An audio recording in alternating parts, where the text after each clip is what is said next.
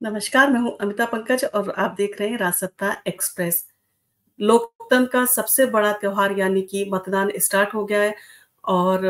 आपने देखा होगा 19 अप्रैल को 21 राज्यों में 102 सीट्स के लिए चुनाव जो था वो चल रहा है और उसके ऊपर मतदान हुआ और जो हम जिस टॉपिक पे चर्चा कर रहे हैं वो है ईवीएम। ईवीएम काफ़ी ख़ास है, इलेक्शन के टाइम पे इसका काफ़ी ज़िक्र भी आता है और कई चर्चाएँ भी होती हैं, इसकी तारीफ़ भी होती है और कहीं इसके लिए बहुत सारी इसके अगेंस्ट में नेगेटिव बातें भी कही जाती हैं। जब कोई पार्टी चुनाव जीत जाती है तो वो ईवीएम के ऊपर एलिगेशन नहीं लगाती, पर जहाँ कोई पार्टी अगर चुनाव हार जाती है तो उसका सबसे कहते हैं बड़ा जो आरोप लगता है वो ईवीएम के ऊपर लगता है कि ईवीएम के कारण हम हार गए। तो आज हम इसी टॉपिक पे चर्चा कर रहे हैं क्योंकि सुप्रीम कोर्ट में एक याचिका जो है वो एक्टिविस्ट अरुण अग्रवाल के द्वारा दायर की गई और उनकी जो एक कहते हैं वेबसाइट है association for democratic reform ADR, जिसके ऊपर वो चुनाव से संबंधित सारी जानकारी है जो साझा करते हैं, उससे संबंधित जितनी भी चीजें हैं वो जनता तक पहुंचाने की कोशिश करते हैं और उनका जो कोशिश है वो ये है कि जो इलेक्शन है वो फेयर हो, किसी भी तरह का उसमें शक्का, डाउट या संदेह ना हो। इन सारी चीजों को लेके उन्होंने जो था वो सुप्रीम कोर्ट में एक याचिका दायर की, जिसमें उन्होंने कहा कि जो कहते हैं मतदान होता है तो उसमें जो वीवीपैट में जो पर्चियाँ पड़ती हैं वो वेरीफाई होना बहुत ज़रूरी है क्योंकि जनता के दिमाग में ये चीज़ नहीं आनी चाहिए कि उन्होंने किसी को वोट दिया और वो जो कहते हैं जो उन्होंने कहते हैं जो बीपी जो ईवीएम मशीन में उन्होंने वोट किसी को डाला और वो किसी और को चला गया, ऐसी उनके अंदर संदेह नहीं होना चाहिए। उन्हें ईवीएम, वीवीपैट और जो कंट्रोल यूनिट है, उससे संबंधित सारी जानकारियाँ भी होनी चाहिए और ये किस तरह से फंक्शन करता है, ये भी सारी चीज़ें पता होनी चाहिए और इसके साथ-साथ एक जो डाउट है ईवीएम के ऊपर, वो भी डाउट दूर होना चाहिए।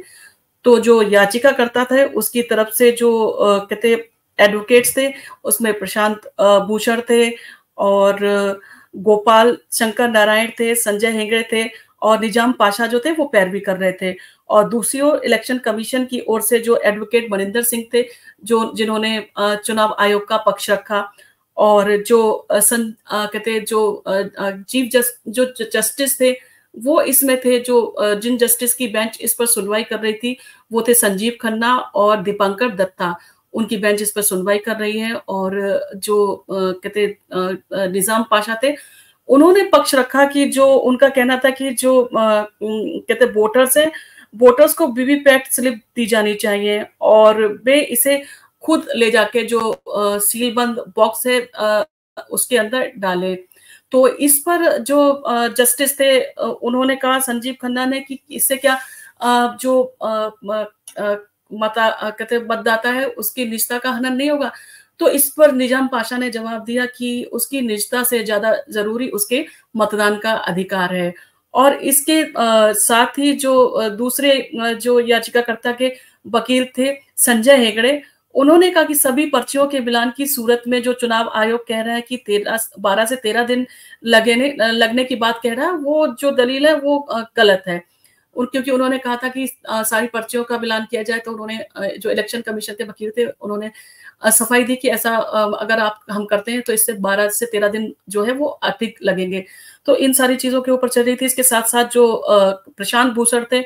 उन्होंने कहा जो वीवीपैट मशीन में लाइट 7 सेकंड के लिए जलती है। जैसे कि आप कहते आपने देखा होगा कि आप जो चुनाव चिन्ह लगे होते हैं आगे, उसको अगर आप ईवीएम पे दबाते हैं तो वीवीपैट की जो लाइट है वो 7 सेकंड के लिए जलती है और उसमें आप देखते हैं कि आपने जो चीज को भी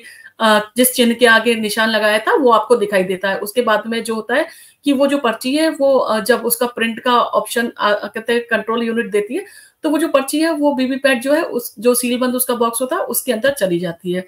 तो उनका कहना था कि उसके अंदर जो लाइट जलती है वो अगर हमेशा जलती रहे तो ज्यादा अच्छा है कि जो मताधिकार जो मतदाता है उसको उसका फंक्शन पूरी तरह से साफ साफ दिखाई देगा। तो इसके लिए जो उसकी लाइट है वो हमेशा जलती रहे तो ये ज्यादा अच्छा रहेगा। इन सभी दलीलों के बाद चुनाव आयोग के जो अधिकारी थे, उन्होंने जो ईवीएम से जुड़ी जानकारी थी वो सारी जानकारी जो थी वो कोर्ट के सामने रखी। उन्होंने समझाया कि जो कहते हैं ईवीएम है उसका जो फंक्शन है वो किस तरह का होता है, किस तरह से वो प्रोसेस करती है, किस तरह से वो काम करती है, ये सारी चीजें उन्होंने कोर्ट के सामने रखी। उन्होंने कहा कि ईवीएम जो प्रणाली है, उसमें 3 यूनिट होती हैं। एक होती है वैलेट यूनिट और एक होती है कंट्रोल यूनिट और एक होता है वीवीपैट पैट। तो उन्होंने कहा कि जो तो उन्होंने कहा जो बैलेट यूनिट होती है, उसके आगे चिन्ह होते हैं जिनको प्रेस करते हैं। उसके बाद में कहते कंट्रोल यूनिट है, वो जो डेटा होता है वो उसको सेव करती है और जो कहते हैं वीवीपैट होता है वो उसका सत्यापन करता है, यानी कि वो बताता है कि जो आपने चिन्ह के आगे जो आपने प्रेस किया वो आपका सही गया है और वो जो पर्ची है वो वीवीपैट जो है उसके अंदर में जाके जो सीलबंद बॉक्स होता है उसके अंदर गिर जाती है। तो इस तरह से वो सारी चीजें समझा रहे थे कि जो कंट्रोल यूनिट है वो वीवीपैट को प्रिंट करने का आदेश देती है। ये मतदाता को 7 सेकंड तक दिखाई देती है और फिर ये वीवीपैट के सीलबंद बॉक्स के अंदर गिर जाता है। हर कंट्रोल यूनिट में 4 एमबी की मेमोरी होती है। मतदान से 4 दिन पहले कमीशनिंग प्रक्रिया होती है और सभी उम्मीदवारों की मौजूदगी में, यानी कि एक कमीशनिंग प्रोसेस होता है जिसमें कि आप रैंडमली कोई भी ईवीएम मशीन उठाई जाती है और उसको सारा उसका जो प्रोग्रामिंग है वो सारी चीजें की जाती हैं और उसका जो एक मॉक ट्रायल होता है, यानी कि मॉक पोल जो होता है वो करके जो तो भी जितनी भी सारी पार्टीज हैं उनके जो एजेंट्स मौजूद होते हैं उनकी मौजूदगी में जो कहते हैं मॉक पोल है वो करवाया जाता है और उस टाइम पे जो है वो कहते हैं सारे एजेंट्स भी होते हैं, एक इंजीनियर भी अवेलेबल रहता है उस टाइम पे सारी चीजों को देखने के लिए। और वो सारी चीजें मतलब कोई भी आपकी जो रैंडमली कोई भी मशीन उठाई जाती है उसके ऊपर ये सारी चीजें करके दिखाई जाती है ताकि ये डाउट ना रहे कि ईवीएम का जो प्रयोग किया गया उसमें पहले से कोई भी चीजें सेव थी। वो सारी चीजें पहले से डिलीट कर दी जाती हैं, बिल्कुल ब्लैंक कर लिया जाता है मशीन को और उसके बाद में ये प्रोसेस जो होता है वो एजेंट्स की उम्मीदवार मतलब जो उम्मीदवार के जो एजेंट्स अवेलेबल होते हैं उस समय, तो उन सारे लोगों के सामने ये ईवीएम का जो प्रोसेस है वो पूरा किया जाता है और सारी जांच की जाती है। और जब इंजीनियर की मौजूदगी में ये सारी चीजें की जाती है तो उसमें कोई डाउट का जो वो है संदेह नहीं रह जाता। और ये सारी चीजें जो सुप्रीम कोर्ट को जो अधिकारी थे उन्होंने बताया। तो सुप्रीम कोर्ट ने अधिकारियों से पूछा, जब आप मैनुअल काउंटिंग करते हैं तो आप 5,000 से 7,000 वोटों की गिनती करते हैं। इससे पहले जो 1 लाख वोट बताए गए थे,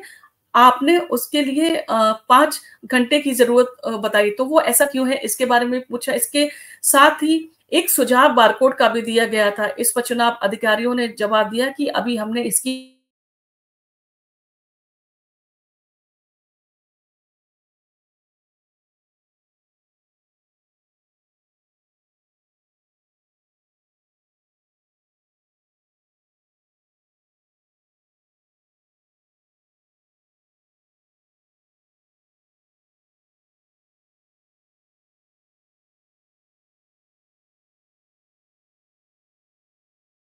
चल रहे थे उन्हीं के आधार पे बताया।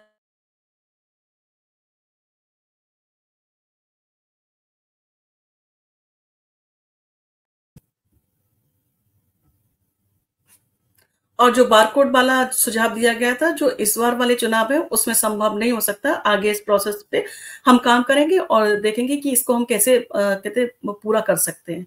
तो ये सारी चीजें थी जो चुनाव अधिकारी थे वो कोर्ट को सारी चीजों के जवाब दे रहे थे और इन्हीं सारी चीजों के जवाब दे रहे थे वो कोर्ट पे। इस पर चुनाव अधिकारी जवाब देते हैं कि हम इसकी जो कहते जांच नहीं कर पाए और जो आने वाला समय है उसमें हम इसकी जांच सारी चीज करने के बाद में और इसको हम पूरा करने की कोशिश करेंगे और इस बार के इलेक्शन में ये संभव नहीं है क्योंकि इसमें टाइम लगेगा। तो बेंच ने पूछा, क्या बैलेट यूनिट में स्टोरेज डेटा और वीवीपैट पर्चियों के बीच कोई मिसमैच का मामला आया है क्या? तो चुनाव आयोग के अधिकारी ने इस पर जवाब दिया कि अभी तक हमने 4 करोड़ से ज्यादा वीवीपैट की जो काउंटिंग की है और अभी तक इसकी पर्ची के मिलान में किसी भी तरह का कोई मिसमैच नहीं निकला है। कोर्ट ने पूछा, ईवीएम के बीप की आवाज कब आती है? चुनाव आयोग अधिकारी ने जवाब दिया, जब कंट्रोल यूनिट में पोर्ट रजिस्टर हो जाता है उसके बाद बीप की जो है वो आवाज आती है। इस पर जो बेंच थी उसने जवाब दिया कि थी उसने फिर इस पे सवाल पूछा, क्या कंट्रोल यूनिट वीवीपैट को कमांड देता है और रजिस्टर होते ही बीप की आवाज आती है? इस पर जो चुनाव अधिकारी थे उन्होंने जवाब दिया कि जो बीप है वो स्लिप गिरने पर निर्भर है, यानी कि इसमें एक सेंसर लगा हुआ है, तो जब स्लिप गिरती है उसके बाद में जो है उसके जो मशीन है उसमें से बीप की आवाज सुनाई देती है। चुनाव आयोग के वकील ने जो मनिंदर सिंह थे, उन्होंने कहा कि याचिकाकर्ताओं का आधार गलत है, गलत जानकारी पर आधारित है। ईवीएम की काबिलियत का मुद्दा अदालत में लाने वाली जो याचिकाएं हैं उनके ऊपर जुर्माना लगाया जाना चाहिए और उन्हें खारिज कर देना चाहिए। ईवीएम एक इंडिपेंडेंट मशीन है, इसे हैक नहीं किया जा सकता,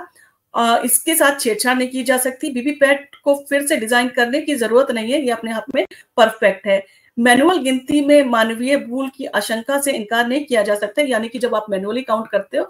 तो उसमें अक्सर देखा गया है कि गलतियां हो सकती है, परंतु ये इंडिपेंडेंट मशीन है और इसमें जो मानव का जो कहते हैं वो है, वो बिल्कुल भागीदारी न्यूनतम है। तो जहां इस मशीन के प्रोसेस में किसी भी तरह की कोई भी गलती या उसकी आशंका से इनकार किया उन्होंने कहा कि इसके साथ में ना तो कोई छेड़छाड़ की जा सकती है और ना ही इसके साथ में किसी भी तरह का कोई भी कहते गलत गिनती या ऐसा कुछ हो सकता है, क्योंकि इंडिपेंडेंट मशीन है और इसमें कोई कंप्यूटर नहीं इससे अटैच है और ना ही इसका इंटरनेट से कोई कहते संबंध है। तो जब इंटरनेट का इसके साथ में कोई संबंध नहीं है तो इसमें किसी भी तरह का, अगर आप कह रहे हैं कि इसके हैक किया जा सकता है, तो हैक की गुंजाइश भी इसमें नहीं है। और बेंच ने कुछ सवाल याचिकाकर्ताओं से भी पूछे। कहते अब आप अपनी मांग को लेकर बहुत आगे जा रहे हैं, ऐसा उन्होंने प्रशांत भूषण जो थे उनसे कहा। हर चीज पर शक नहीं किया जा सकता। चुनाव आयोग ने कुछ अच्छा किया है तो आप उसकी भी सराहना करें। हमने आपकी बात सुनी क्योंकि हम भी चिंतित हैं। क्या आपकी हर चीज के बारे में बताना जरूरी है? मतलब उन्होंने कहा कि आपने जो हमसे शंका रखी थी उसके ऊपर हमने आपकी बात जो थी वो पूरी सुनी है और ये जरूरी नहीं कि हर चीज के ऊपर आप शक करें और आप हर चीज को डाउट की नजर से करें। हम भी चिंतित हैं, हम भी चाहते हैं कि ट्रांसपेरेंसी हो हर चीज में और जो मतदाता है उसको अपना पूरा अधिकार का पूरा रिजल्ट मिले और किसी भी तरह की कहीं भी कोई भी जो कहते गलती है या किसी भी तरह का कोई मिसमैच किसी भी प्रक्रिया में नहीं हो, इसके अंदर पूरी पारदर्शिता का ध्यान रखा जाए। और याचिकाकर्ताओं के वकील ने कहा कि हम कोई आरोप नहीं लगा रहे। चुनाव आयोग पर सुबह जो शिकायत मिली है चुनाव एजेंट द्वारा उसी के आधार पर पूछ रहे, यानी कि जो चुनाव एजेंट थे उन्होंने शिकायत की थी उसके आधार पर याचिका दायर की गई थी और उसी के आधार पर यहाँ पर डिस्कशन चल रहा था। तो जो सॉलिसिटर तुषार मेहता थे उन्होंने इस पर कहा कि चुनावों से ठीक पहले ऐसा होता रहता है, इसका असर मतदाताओं पर पड़ता है, लोकतंत्र को नुकसान पहुंचता है। जो याचिका करता है मतदाताओं की पसंद और उनके भरोसे का मजाक बना रहे हैं। जो इस पर जो कहते याचिकाकर्ता की साइड के एक एडवोकेट थे गोपाल शंकर नारायण, उन्होंने इस पर कहा कि हम चुनाव आयोग के खिलाफ आरोप नहीं लगा रहे हैं, हम कह रहे हैं, हम शक कर रहे हैं, हम डाउट कर रहे हैं और हमें संदेह है, उसके कारण भी है। चुनाव आयोग के वकील ने केवल एक ही बार गड़बड़ी हुई ऐसा कहा है और उन्होंने बाकी सारी चीजों से इनकार किया है, जबकि चुनाव आयोग प्रतिदिन ऐसा कहते जो चुनाव आयोग प्रतिदिन ऐसा नहीं कहता कि उसमें कोई भी गड़बड़ी हुई है, यानी कि वो गड़बड़ी की आशंका से पूरी तरह से इनकार करता है। ये सारी चीजें वो जो थे वो बता रहे थे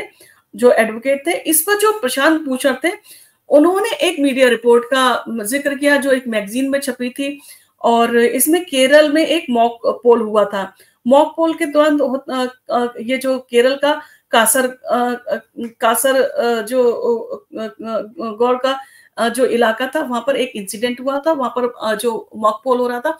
उसमें जो मॉक पोल के दौरान उन्होंने देखा कि जो ईवीएम मशीन थी उसमें जो बीजेपी के लिए एक एक चिट जो थी, एक एक स्लिप थी जो ज्यादा निकल रही थी। तो उन्होंने इस पर आशंका की कि यहाँ पर जो ज्यादा निकली है चिट, तो इसमें कहीं ना कहीं मशीन में कोई गड़बड़ी है, ऐसी उन्होंने बात कही थी। तो इस पर जो बेंच थी सुप्रीम कोर्ट थी उसने भी जो चुनाव आयोग के अधिवक्ता थे उनसे बात की। तो इसमें जो चुनाव आयोग के अधिवक्ता थे उन्होंने जवाब दिया कि ऐसा इसलिए हुआ क्योंकि जो मॉक पोल हुआ था उसमें से जो उन्होंने ट्रायल किया था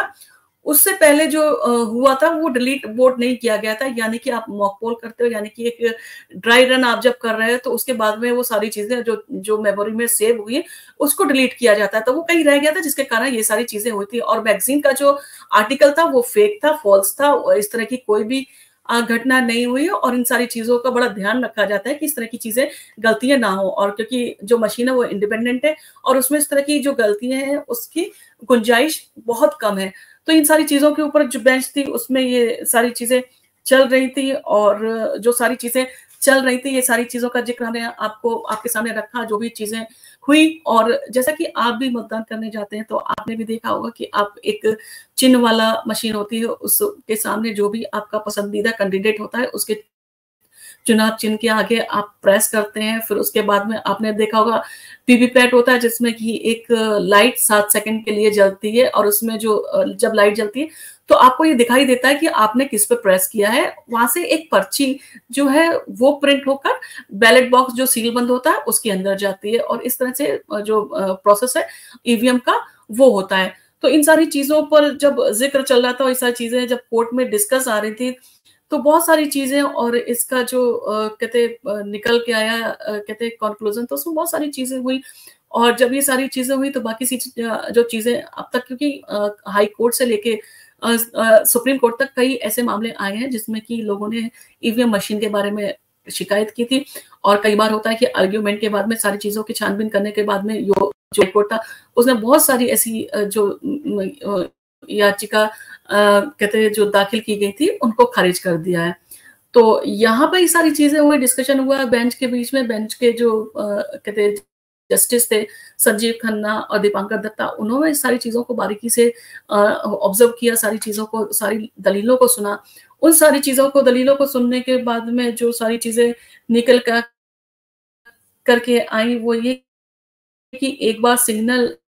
जो जो जो लोड हो जाता है उसके बाद सॉफ्टवेयर या जो प्रोग्राम इंसर्ट नहीं किया जा सकता, यानी कि एक बार जब मशीन में जो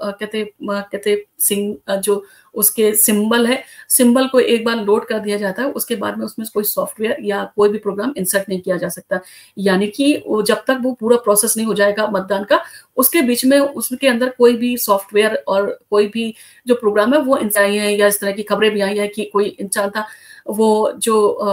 मतदान केंद्र था उसके अंदर लैपटॉप लेके घुस गया, और हो सकता है लैपटॉप से कनेक्ट है ईवीएम मशीन, ऐसा अनुमान लगाया जाता था कि इंटरनेट और कहते लैपटॉप या कंप्यूटर से इसे कनेक्ट है, तो इसमें हो सकता है कि कुछ चेंज किए गए हैं या कुछ घपला किया गया या कुछ धांधली की गई। तो इन सारी चीजों पर उन्होंने कहा कि इसमें एक बार जब सिंबल जो होते हैं वो चुनाव के अगर लोड हो जाते हैं उसके बाद में इसमें कोई सॉफ्टवेयर या कोई भी प्रोग्राम उसके बाद में इंसर्ट नहीं किया जा सकता है। और इसके साथ में ही जो पोलिंग ऑफिसर कहते जो होता है वो बीच में रिजल्ट नहीं देख सकता, यानी कि उसका जो कंट्रोल जो यूनिट है उसकी वो जो है वो सील कर दी जाती है, यानी कि जो पोलिंग पे जो अधिकारी मौजूद रहता है वो बीच में इसका रिजल्ट नहीं देख सकता है कि कौन पार्टी जीत रही है या कौन पार्टी हार रही है। ये एक सीलबंद प्रोसेस है, इसको नहीं बीच में चेक किया जा सकता है। इसके साथ ही जो रिटर्निंग ऑफिसर है और असिस्टेंट रिटर्निंग ऑफिसर है वो सील करके साइन करके ईवीएम को कहते हैं जो उनका प्रोसेस होता है उसके बाद में उसको ईवीएम को सील करते हैं, जो उसकी कंट्रोल यूनिट होती है और वीवीपैट होता है वो सारी चीजों को सील जो कहते एक कहते बॉक्स में बंद करके उसके ऊपर सील लगा देते हैं, और उसके ऊपर जो भी उसके ऊपर साइन करते हैं। तो इस तरह की चीजें जब चलती हैं तो उसमें कहते जो है सील का प्रयोग किया जाता है ताकि किसी तरह की कोई गड़बड़ी ना हो, कि यानी कि आपने मॉक पोल किया और सारी चीजें जो उम्मीदवारों के एजेंट से उनके सामने सारी चीजें की गई और सारा जब लोड हो गया उसके बाद में उसे सील कर दिया गया, ताकि जब आप कहते जो बूथ है वहां पर जाके उसको सील को तोड़ा जाता है और सारी चीजें स्टार्ट की जाती है। इसी की साइड में हो जो वोट हो जाता है तो वोट होने के बाद ईवीएम को बॉक्स के अंदर रखकर सील कर दिया जाता है। सील के ऊपर सभी पार्टी के एजेंट्स और पोलिंग प्रिसाइडिंग जो ऑफिसर रहते हैं उनके साइन करवाए जाते हैं, यानी कि जो ईवीएम मशीन है उसको जब आपका पूरा बोर्ड का प्रोसेस कंप्लीट हो गया तो उसको एक बॉक्स के अंदर कंट्रोल यूनिट को और वीवीपैट को एक बॉक्स के अंदर रखकर उसके ऊपर एक सील लगाई जाती है। सील के ऊपर जो प्रिसाइडिंग ऑफिसर अवेलेबल होता है कहते बूथ पर, वो उसके ऊपर सील के ऊपर साइन करता है और जितने भी जो सब पार्टियों के एजेंट्स होते हैं वो भी उसके ऊपर साइन करते हैं। यानी कि एक तरह से आपका सिक्योरिटी हो गया कि आपने भी साइन कर दिए और प्रिसाइडिंग ऑफिसर ने भी साइन कर दिए, तो बीच में इस तरह की गड़बड़ी हुई है, तो इन सब चीजों को रोकने के लिए इस तरह के साइन किए जाते हैं। और ईवीएम को स्ट्रांग रूम में ले जाया जाता है और स्ट्रांग रूम में ले जाते समय जो उसका रूट है उसको जो एजेंट्स है वो भी फॉलो कर सकते हैं। कि आप देख सकते हैं कि बूथ से जहां पर बूथ हुआ वहां पर सील की गई मशीन को, और मशीन को जो है वो स्ट्रांग रूम में ले जाया जाए। तो स्ट्रांग रूम का जो रास्ता है वहां पर जो भी जितने भी एजेंट्स अवेलेबल होते हैं वो चाहे तो गाड़ी के पीछे पीछे अपनी गाड़ियों से उसका पीछा कर सकते हैं कि स्ट्रांग रूम में जब रखा जाता है उस सारी चीजों को दे सकते हैं। और जो स्ट्रांग रूम है उसके अंदर एक एंट्री होती है और सिर्फ एक ही एंट्री होती है और वो भी सीसीटीवी जो कैमरा आती है उसके अंदर, मतलब उसकी निगरानी के अंदर होती है। ये यानी कि जो सीसीटीवी है वो 24 घंटे निगरानी करता है उस गेट के ऊपर, और उसका जो एक्सेस है वो जो एजेंट्स होते हैं सारी पार्टियों के उनको भी दिया जाता है कि वो भी चेक कर सकते हैं कि उनके मतलब जो स्ट्रांग रूम में जब ईवीएम मशीन रखी गई है तो उसके बाद में कोई उसमें गया नहीं गया। और जो ऑफिसर होते हैं वो भी चुनाव अधिकारी जो होते हैं वो भी अगर जाएंगे तो वो पहले से जो एजेंट्स होते हैं उम्मीदवारों के उनको सूचना देते हैं कि हम चेक करने जा रहे हैं, तो वो दिन में 2 बार चेक करते हैं स्ट्रांग रूम में जाकर इन सारी चीजों को, और इन सारी चीजों की जानकारी वो एजेंट्स के जो भी कहते हैं उम्मीदवार के जो भी एजेंट्स होते हैं उनके सामने ये सारी चीजें करते हैं। तो यानी कि इन सारी चीजों में देखा जाए तो एक तरह से ट्रांसपेरेंसी का वो रखा, तो वहाँ के जो कहते सामने उनको ये सुविधा दी जाती है कि वो अपना टेंट लगा के या किसी तरह की चीजें करके वो वहां पर बैठ के जो एजेंट्स हैं वो सारे लोग उसकी निगरानी कर सकते हैं। और ये सारी चीजें जो है उनका भी ध्यान रखा जाता है। और जो कहते जो ईवीएम का जो डेटा है उन कहते उसके बाद में ये भी कोशिश की जाती है कि जो सेम बिल्डिंग हो जहाँ पर काउंटिंग हो, यानी कि ईवीएम मशीन को कहीं इधर उधर ले जाने का ज्यादा वो ना हो चक्कर, ताकि उसमें कोई दिक्कत आने की चांसेस हो। तो सेम बिल्डिंग होती है उसमें कोशिश की जाती है कि जो ईवीएम मशीन है उसकी काउंटिंग की जाए। और इन सारी चीजों का ध्यान रखने के साथ साथ ये भी ध्यान रखा जाता है कि 45 दिन तक जो उसकी जो उसका डेटा है वो सेव करके रखा जाएगा कि इलेक्शन के बाद में अगर किसी का कोई डाउट आता है या कोई हाई कोर्ट जाता है या कोई कहते फाइल करता है केस, तो उस कंडीशन में जो ईवीएम मशीन है उसको जांच उसकी की जा सकती है। इसलिए वो 45 दिन के लिए जो उसका डेटा है उसको सेव करके रखा जाता है। तो इन सारी चीजों के साथ में ईवीएम मशीन को रखा जाता है। और टाइम टाइम पे जो इलेक्शन कमीशन है उन सारी चीजों की जानकारी भी देता है। और अगर आप उसके पोर्टल पे जाके अगर चेक करेंगे तो, और इन सारी चीजों के साथ साथ एक बार हुआ था जब बहुत ज्यादा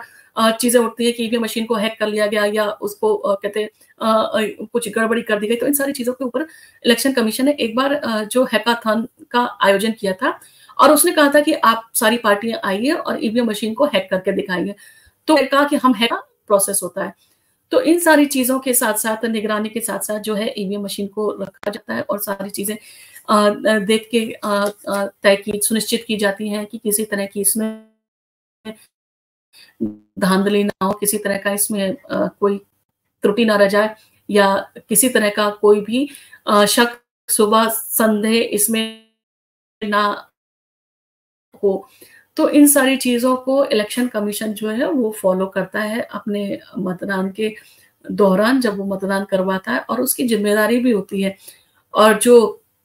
इसके चुनाव आयोग के जो सीनियर एडवोकेट हैं जो आर्ग्यूमेंट कर रहे थे, उन्होंने इसके लिए एक बाकायदा शपथ पत्र भी दिया है कि वो जो चीजें कह रहे हैं, जो चीजें बता रहे हैं वो सही है और उनकी जो जानकारी में सत्य है 100%, और वो उसी चीज को बता रहे हैं। और इसके साथ साथ उन्होंने जो और ओरली भी वो सारी चीजें एक एक चीज को जो है वो कोर्ट के सामने रख रहे हैं। तो इन सारी चीजों को दलीलों को देखते हुए जो याचिकाकर्ता के वकील थे उन्होंने कहा कि जर्मनी में इस तरह की चीजें होती हैं कि जो ईवीएम है उसके साथ में वीवीपैट की जो पर्ची है उनका मिलान किया जाता है। तो इस पर जो सुप्रीम कोर्ट की बेंच थी, उन्होंने कहा है कि जो जर्मनी है वहाँ की जनसंख्या कितनी है? तो इस पर प्रशांत भूषण ने जवाब दिया कि वहाँ की जनसंख्या 5 से 6 करोड़ के करीब होगी।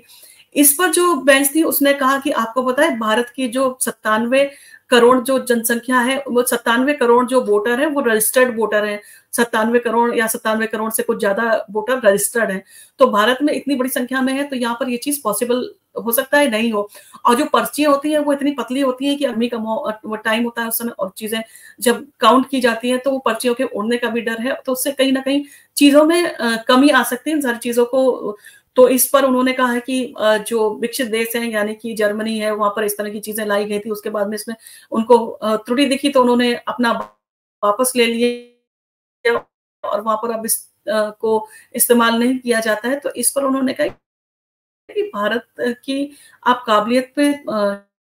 शंका नहीं कर सकते कि भारत जो है वो विदेशों से कम है। और दूसरी चीज ये है कि वहां पर जो जर्मनी थी, वहां पर जो कानून नहीं बनाया गया था, पहले कानून बनाया जाना चाहिए, उसके बाद में ये सारी चीजें होनी चाहिए, तो वहां पर कानून नहीं बनाया गया था, जिसके रहते इस प्रक्रिया को जो है वो रद्द किया गया था। और इसके साथ साथ बहुत सारी चीजें जिक्र हुई थी और बहुत सारे चुनाव आयोग के साथ में भी डिस्कशन हुआ, बहुत सारी चीजें भी हुई और इन सारी चीज अपनी सफाई भी दे रहे थे और एक एक चीजों का वहां पर जिक्र भी हुआ और सारी चीजें उन्होंने बताया भी। सारी चीजें बार बार बताई जाती है, उसके बाद में भी चुनाव के टाइम पे ये सारी चीजें सवाल उठाए जाते हैं और चुनाव आयोग के ऊपर शंका की जाती है, संदेह किया जाता है कि उन्होंने किसी तरह की धांधली की है या वो जो मौजूदा सरकार है उस से मिली हुई है या उनके कहने पे चल रही है। तो इस पर चुनाव आयोग का कहना था कि उस इसके ऊपर चुनाव आयोग के लिए बेंच ने कहा कि जो चुनाव आयोग है उसको इतना निष्पक्ष होना चाहिए कि अगर प्रधानमंत्री के खिलाफ भी अगर कोई जांच आ रही है तो उसको उसी निष्पक्षता के साथ प्रधानमंत्री के ऊपर भी छानबीन करनी चाहिए, क्योंकि चुनाव आयोग जो है वो जनता के कहते भरोसे का वो है, उसके ऊपर भरोसा करती है जनता। और जनता जिस सरकार को चुन रही है अपने देश के विकास के लिए और अपने लिए कमियां ना हो, ये सारी चीजों के ऊपर हम बात कर रहे हैं। और जो सुप्रीम कोर्ट था उन्होंने सारी चीजों के पे दोनों पक्षों की दलीलों को सुनने के बाद में उन्होंने अपना जो जजमेंट है उसको सुरक्षित रखा है। अब देखना होगा कि जजमेंट इलेक्शन से पहले आता है या जजमेंट इलेक्शन के बाद आता है। अगर जजमेंट इलेक्शन से पहले आ जाता है और इन सारी चीजों में अगर विपक्ष के पक्ष में अगर कहते सुप्रीम कोर्ट ये फैसला देता है कि अगर ईवीएम में शंका है, किसी तरह की चीज है, तो विपक्ष के लिए फायदे का सौदा है कि वो अब तक जिस तरह का आरोप लगा रहे थे उसमें उनको फायदा हो जाएगा।